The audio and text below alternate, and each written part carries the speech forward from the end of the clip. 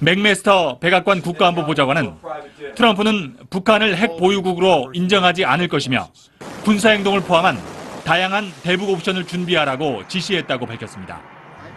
백악관은 한국을 모델 동맹이라고 지칭하면서 막대한 방위비를 부담하고 있다고 평가했습니다. 워싱턴에서 MBC 뉴스 현원섭입니다. 이번 대통령의 미국 순방엔 우리 기업 52곳의 대표와 관계자들이 함께하고 있는데요. 이들 기업의 미국 내 투자 규모는 앞으로 5년 동안 14조 원에 이를 전망입니다. 장미일 기자가 보도합니다. 삼성전자는 미국 사우스캐롤라이나주에 세탁기 공장을 짓기로 하고 투자 의향서를 체결했다고 밝혔습니다. 삼성이 미국에 짓는 첫 가전 공장으로 4,300억 원을 투자합니다. 가전 생산 기지 확보를 통해서 글로벌 가전 시장 트렌드를 선도하는 미국 시장에서 삼성의 제품 판매를 확대할 계획으로 있습니다. 앞서 테네시주에 세탁기 공장을 신설하기로 한 LG전자와 함께 미국 가전 시장에서 경쟁력을 더할 것으로 보입니다. 지난 1월 현대차는 친환경차와 자율주행차 개발에 3조 6천억 원을 투자하겠다고 발표했고 CJ도 캘리포니아에 식품 공장 증설을 약속했습니다. 또 SK그룹은 셰일가스 개발 등에 44억 달러를 투자하면서 LPG와 LNG를 새로 구매하기로 했습니다.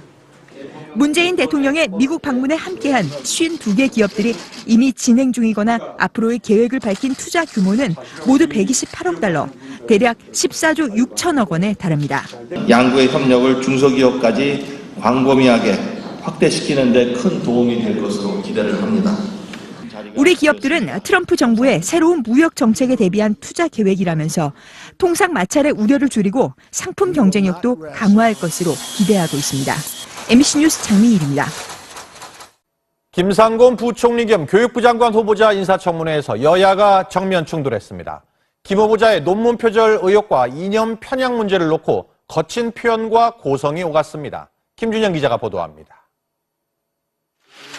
야당이 노트북에는 피켓을, 청문회장 밖에는 논문 표절 의혹과 관련한 벽보까지 붙이며 압박하자 여당은 지나치다고 반발했습니다.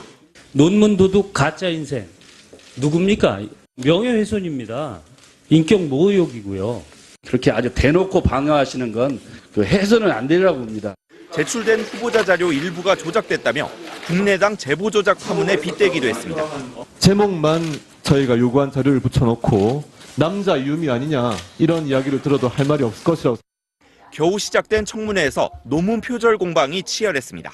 그대로 다 베꼈어. 이게 번역서지 이게 논문입니까? 출처 표시 없습니다. 부족한 부분이 없지 않아 있습니다. 그러나 당시의 기준과 관행으로 보면은 전혀 잘못된 부분이 없다라고. 과거 반미투쟁과 반공주의 분쇄 주장 등 이념 편향성 문제를 놓고는 여야 간의 고성이 오갔습니다. 솔직하게 얘기를 하셔야 됩니다. 나는 사회주의자는 반성할 줄 알고 사과할 줄 알아야지. 정책 능력을 검증해야 되는 오늘 이 자리에서 유감을 표하지 않을 수 없고, 김 후보자는 고속성장 과정에서 드러난 우리나라 자본주의의 문제를 지적한 것이라고 해명했습니다. MBC 뉴스 김준영입니다. 내일 조대엽 고용노동부 장관 후보자 인사청문회에서도 야당의 검증 공세가 거셀 것으로 보입니다. 음주운전 사실에 대한 거짓 해명 논란에 이어 사회이사 활동 관련 의혹도 불거진 상태입니다. 보도에 육덕수 기자입니다. 조대엽 후보자는 교수 시절 사회이사를 불법 겸직했다는 논란이 제기되자 설립 초기 조언 등을 하긴 했지만 경영에 관여하지 않았고 사회이사로 등재된 것도 이번에 알게 됐다고 해명했습니다.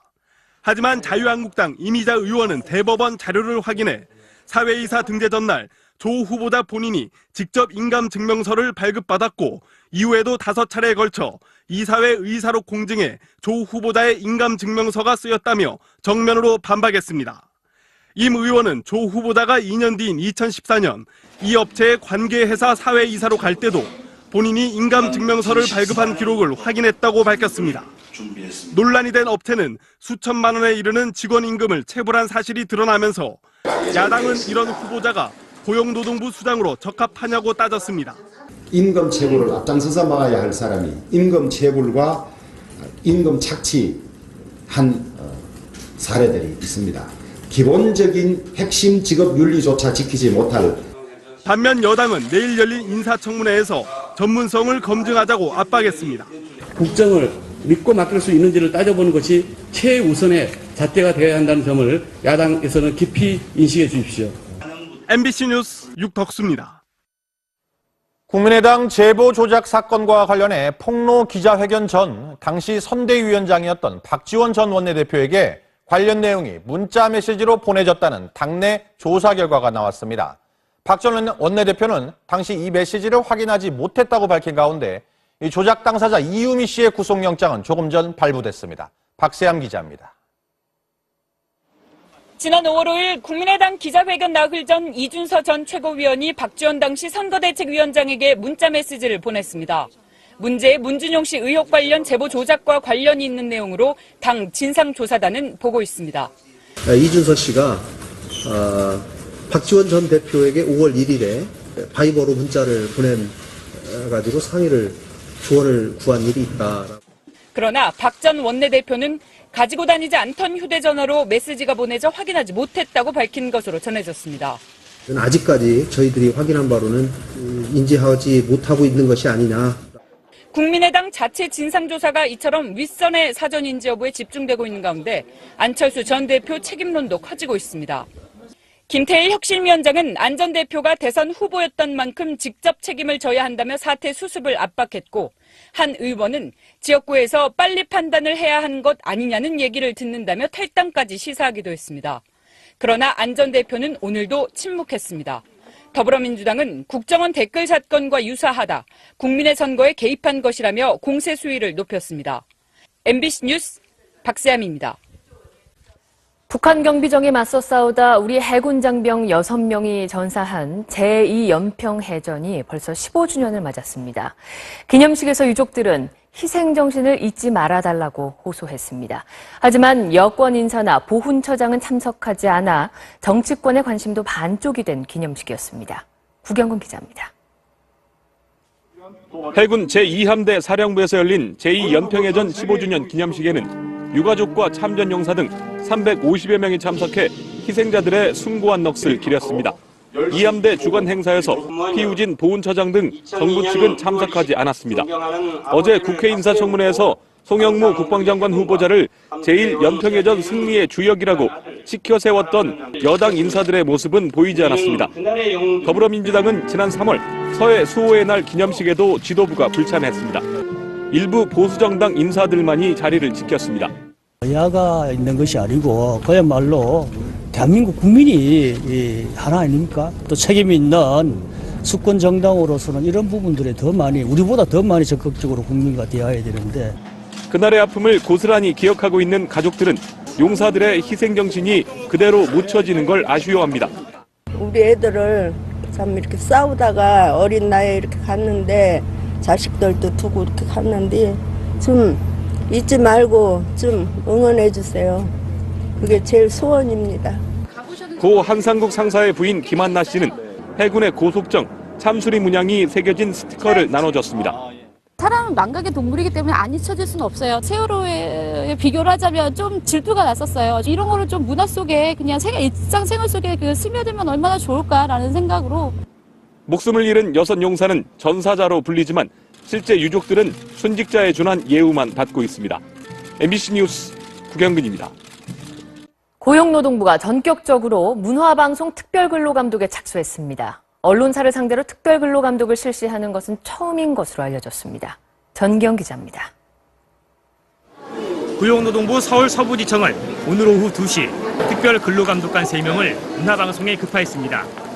앞서 민주노총 산하 언론노조 MBC 본부는 지난 1일 서부지청에 사용자 측의 부당노동 행위 의혹 등을 사유로 특별근로감독을 신청했습니다. 이번 결정에 대해 서울 서부지청은 노조가 제기한 특별근로감독 신청 사유를 검토한 결과 필요성이 인정돼 실시하는 것이라고 밝혔습니다. 노사 간 장기 분규, 갈등으로 인한 노사 분쟁이 지속되고 있는 점 등을 고려했다고 설명했습니다. 특별근로감독은 노동법과 단체협약 등에 위반하는 행위로 노사 분규가 발생하거나 발생 우려가 높은 사업장에 대해 조사하는 것입니다. 언론사에 대한 특별근로감독은 처음인 것으로 알려진 가운데 노동부 서부지청은 모두 8명의 인원을 투입해 열흘간의 조사에 들어갔습니다.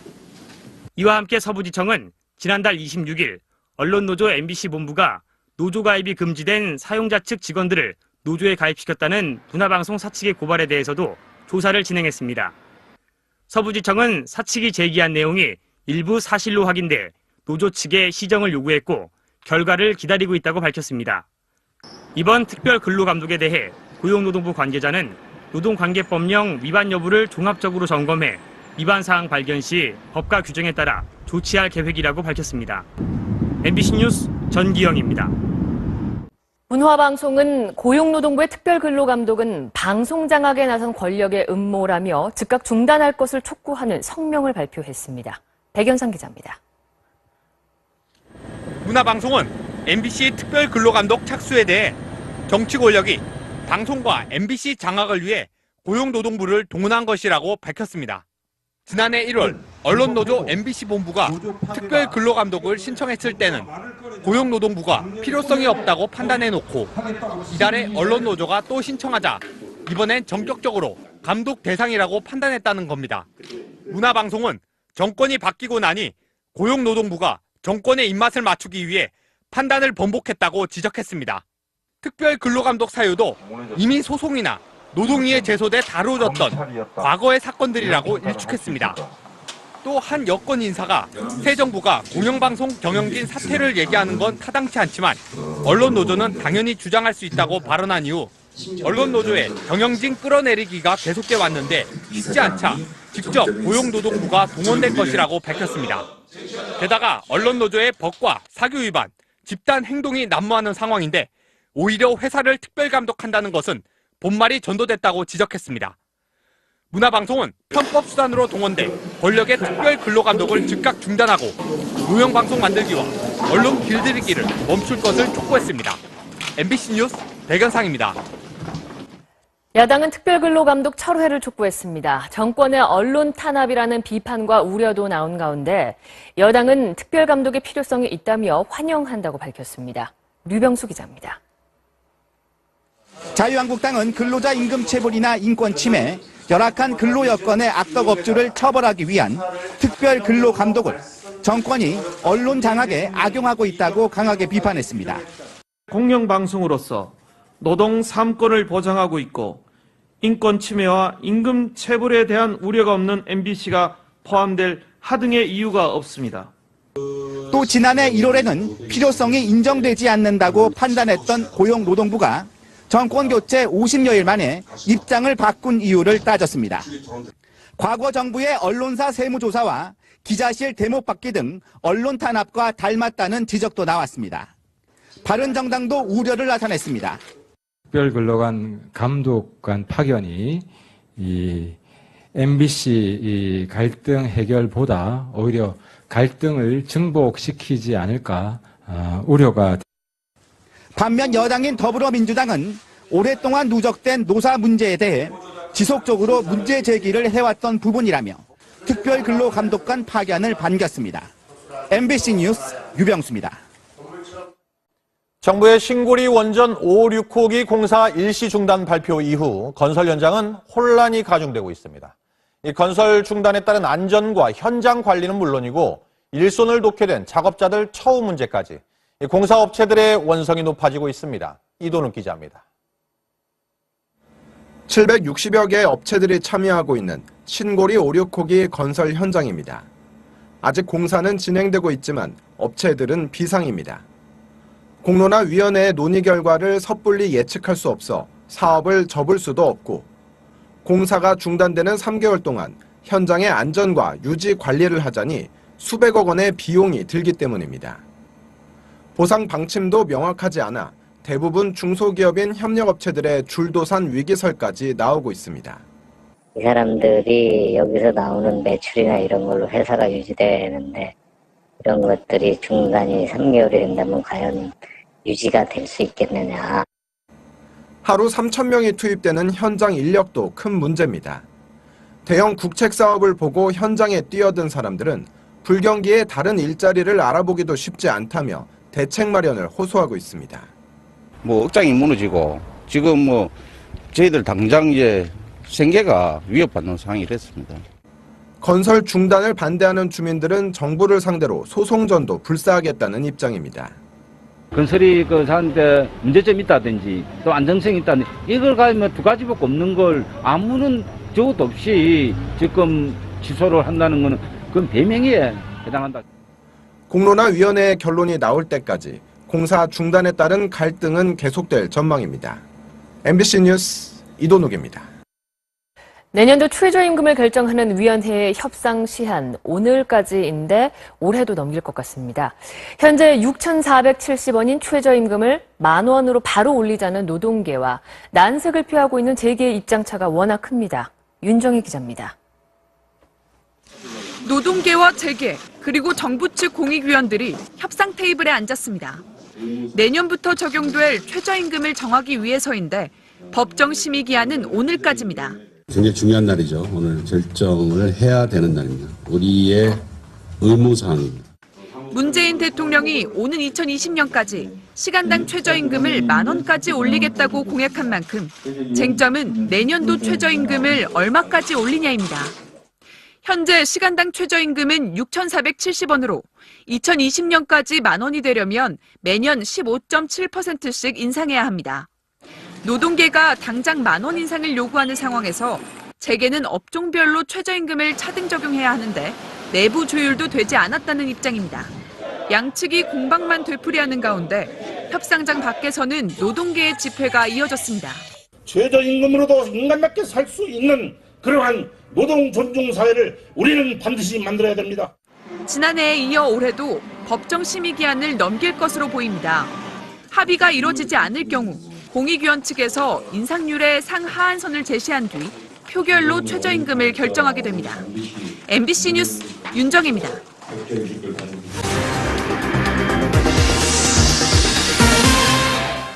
하루 꼬박 근무한 뒤에 다음날 쉬는 24시간 맞교대.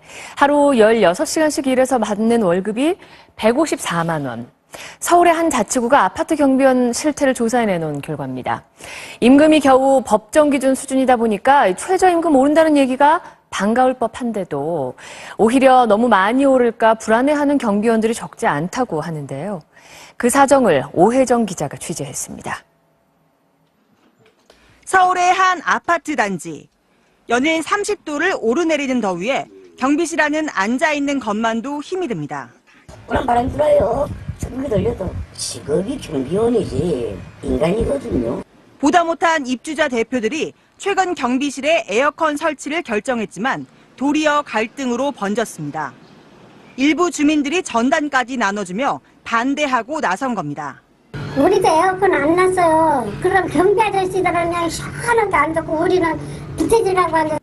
경비 초소 13곳에 에어컨을 놓는 비용은 1,000만 원대. 주민들 의견이 엇갈리자 정작 경비원들은 말 꺼내기조차 꺼리는 형편이 됐습니다. 우리 가게도 없어요. 우리 세금 내고 말고 말만 원에. 하지만 요즘 경비원들이 반갑기보다 불안하게 지켜보는 건 에어컨 논란만이 아닙니다. 24년째 경비원으로 일하는 곽기룡 씨. 방 한 칸 넓이 경비실에서 잠과 끼니를 해결하고 청소와 택배 관리까지 도맡으며 받는 월급은 160만 원 정도. 그런데도 최근 최저임금 인상 논의가 시작되면서 오히려 걱정이 커졌습니다. 그만큼 또 사람 잘라야 하잖아요. 좀 많이 올려서는 우리가 득이 안 돼요.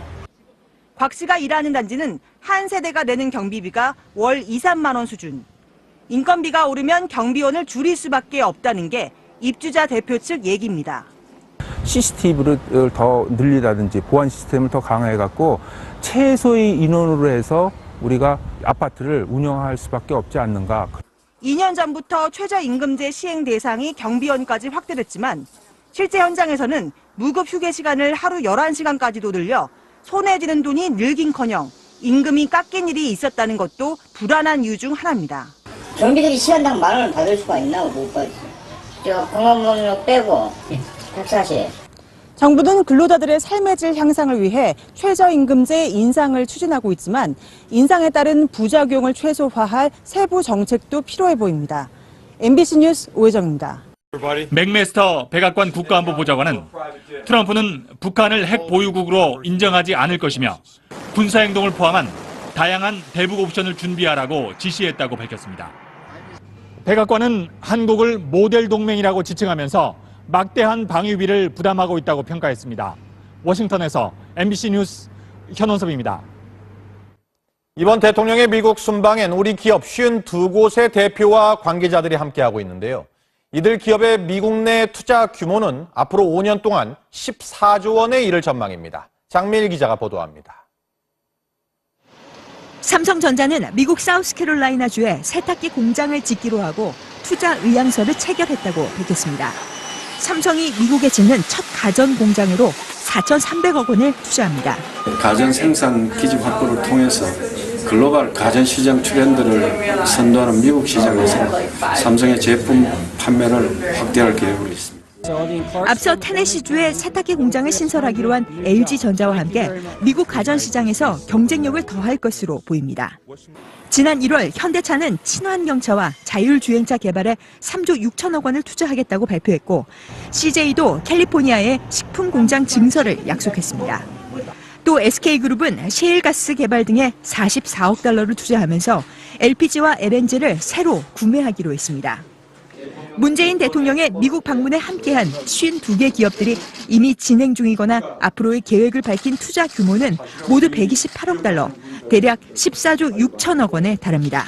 양국의 협력을 중소기업까지 광범위하게 확대시키는 데 큰 도움이 될 것으로 기대를 합니다. 우리 기업들은 트럼프 정부의 새로운 무역 정책 구속영장은 조금 전 발부됐습니다. 박세암 기자입니다. 지난 5월 5일 국민의당 기자회견 나흘 전 이준서 전 최고위원이 박지원 당시 선거대책위원장에게 문자 메시지를 보냈습니다. 문제의 문준용 씨 의혹 관련 제보 조작과 관련이 있는 내용으로 당 진상조사단은 보고 있습니다. 이준서 씨가 박지원 전 대표에게 5월 1일에 바이버로 문자를 보내가지고 조언을 구한 일이 있다. 그러나 박 전 원내대표는 가지고 다니지 않던 휴대전화로 메시지가 보내져 확인하지 못했다고 밝힌 것으로 전해졌습니다. 아직까지 저희들이 확인한 바로는 인지하지 못하고 있는 것이 아니냐.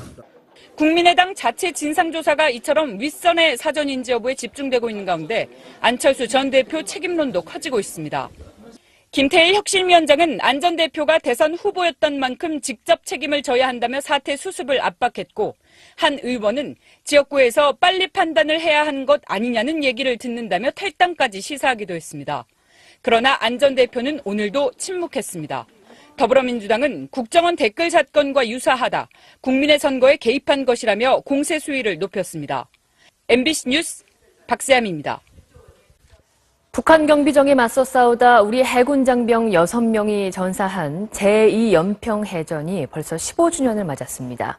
기념식에서 유족들은 희생정신을 잊지 말아달라고 호소했습니다. 하지만 여권 인사나 보훈처장은 참석하지 않아 정치권의 관심도 반쪽이 된 기념식이었습니다. 구경근 기자입니다. 해군 제2함대 사령부에서 열린 제2연평해전 15주년 기념식에는 유가족과 참전용사 등 350여 명이 참석해 희생자에 대비한 투자 계획이라면서 통상 마찰의 우려를 줄이고 상품 경쟁력도 강화할 것으로 기대하고 있습니다. MBC 뉴스 장미일입니다.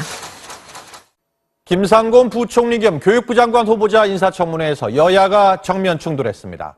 김 후보자의 논문 표절 의혹과 이념 편향 문제를 놓고 거친 표현과 고성이 오갔습니다. 김준영 기자가 보도합니다. 야당이 노트북에는 피켓을, 청문회장 밖에는 논문 표절 의혹과 관련한 벽보까지 붙이며 압박하자 여당은 지나치다고 반발했습니다. 논문 도둑 가짜 인생 누굽니까? 명예훼손입니다. 인격 모욕이고요. 그렇게 아주 대놓고 방어하시는 건 해서는 안 되리라고 봅니다. 제출된 후보자 자료 일부가 조작됐다며 국내당 제보 조작 파문에 빗대기도 했습니다.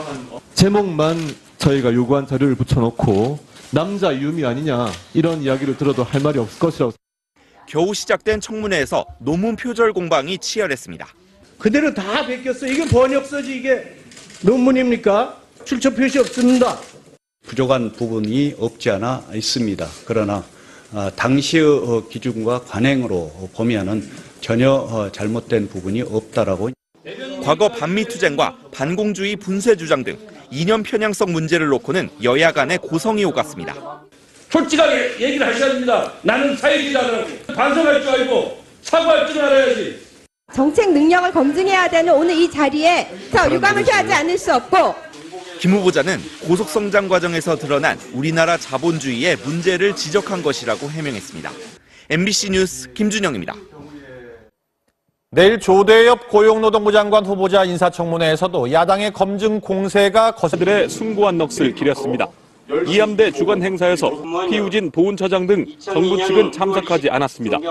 어제 국회 인사청문회에서 송영무 국방장관 후보자를 제1연평해전 승리의 주역이라고 치켜 세웠던 여당 인사들의 모습은 보이지 않았습니다. 더불어민주당은 지난 3월 서해 수호의 날 기념식에도 지도부가 불참했습니다. 일부 보수정당 인사들만이 자리를 지켰습니다.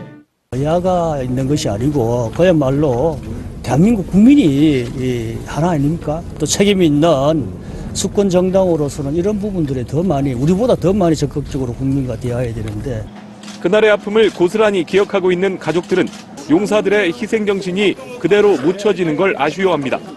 우리 애들을 참 이렇게 싸우다가 어린 나이에 이렇게 갔는데, 자식들도 두고 이렇게 갔는데 좀 잊지 말고 좀 응원해 주세요. 그게 제일 소원입니다. 고 한상국 상사의 부인 김한나 씨는 해군의 고속정 참수리 문양이 새겨진 스티커를 나눠줬습니다.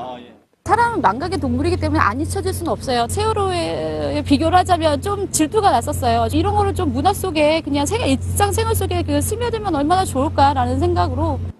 목숨을 잃은 여섯 용사는 전사자로 불리지만 실제 유족들은 순직자에 준한 예우만 받고 있습니다. MBC 뉴스 구경근입니다.